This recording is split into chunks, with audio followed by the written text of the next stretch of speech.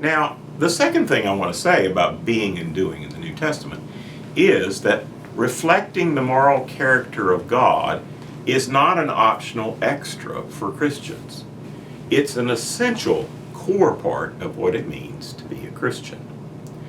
The notion that God only expects right notions out of us, right beliefs, but that our ethics, well, God's not so worried about our ethics, our behavior, is frankly false. And were I in a quoting mood, I could trot out a whole bunch of texts which make this clear. I want to read you just one. This is what St. Paul says, and he's writing to Christians, neophyte Christians to be sure in Galatia, but nonetheless Christians. This is what he says. Quote, "The acts of the flesh are obvious. Sexual immorality, impurity, debauchery, idolatry, witchcraft, hatred, discord, jealousy, fits of rage, selfish ambition, dissensions, factions, envy, drunkenness, orgies, and the like. I warned you before. I'm warning you again that those who live like this will not inherit the kingdom of God." End of quote. Who's he warning? He's warning Christians. He's not warning non-Christians. He's warning Christians. In fact, this passage is juxtaposed with the ones where he talks about the fruit of the Spirit. The fruit of the Spirit are the opposite of the works of the flesh in Galatians. Obviously, for Paul, there is an integral connection between belief and behavior, between right belief and right behavior. Paul says that he had warned his converts before about this matter, and he's doing so again here. So let's get this straight. Paul, the very theologian of grace, is saying that behavior by Christians can affect your eternal destiny. That's exactly what he's worried about. He's saying you could begin as a Christian and in the end find yourself outside of the kingdom of God.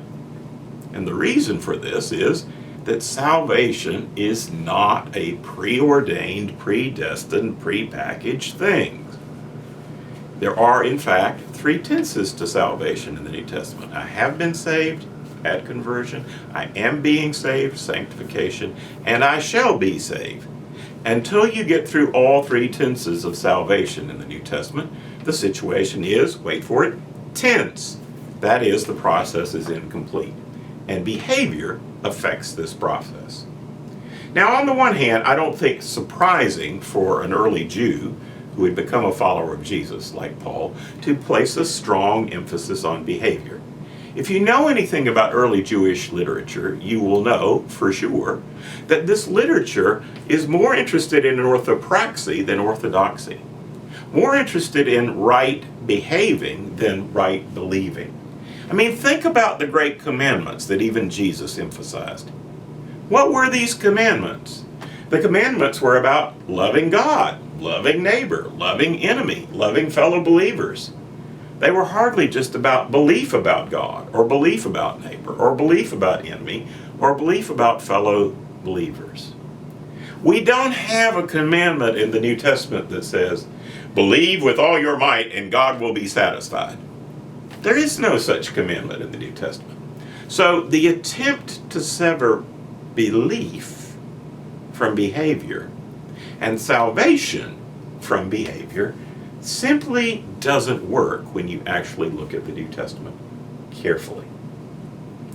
Yes, the Bible is clear enough that salvation is not a self-help program. Yes, it makes clear that apart from God's grace, no one can be saved. Yes, it stresses that we are converted by grace through faith, and that God's grace is necessary at all times, and in all places, and at all points in the process of our salvation.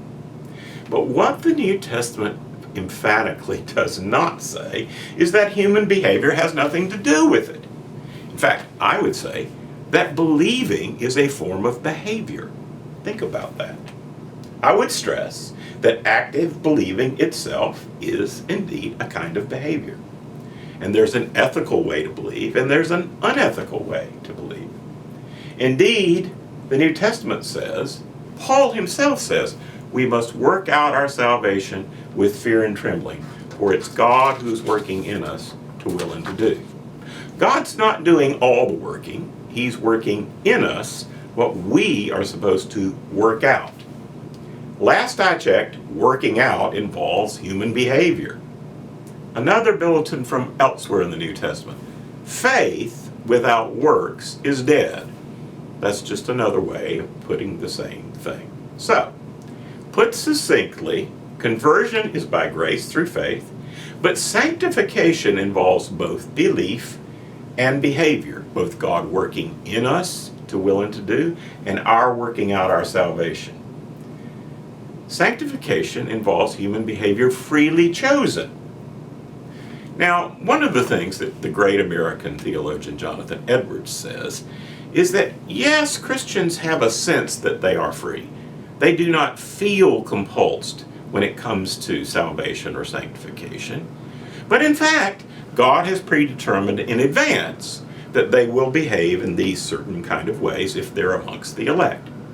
Now, the problem with that kind of freedom is feeling free is one thing.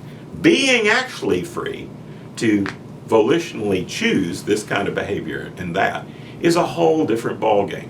And what the New Testament is talking about is not merely the absence of feeling compulsed. It's talking about having real freedom to respond to the work of God in your life freely. Freely, freely you have received, freely, freely give. Freely you have been loved, freely you must love. In fact, I would say that without freedom, love is impossible. Because love cannot be compulsed. So, if we as Christians freely choose to abuse our freedom, Paul's passage in Galatians 5, which we read earlier, applies. He says we stand in danger of moral apostasy, perhaps intellectual apostasy, or both kinds of apostasy. Now, there are a lot of texts in the New Testament about apostasy, about Christians making shipwreck of their faith. John Wesley puts it this way: you can't make shipwreck of something you don't have. You can't make shipwreck of something you don't have.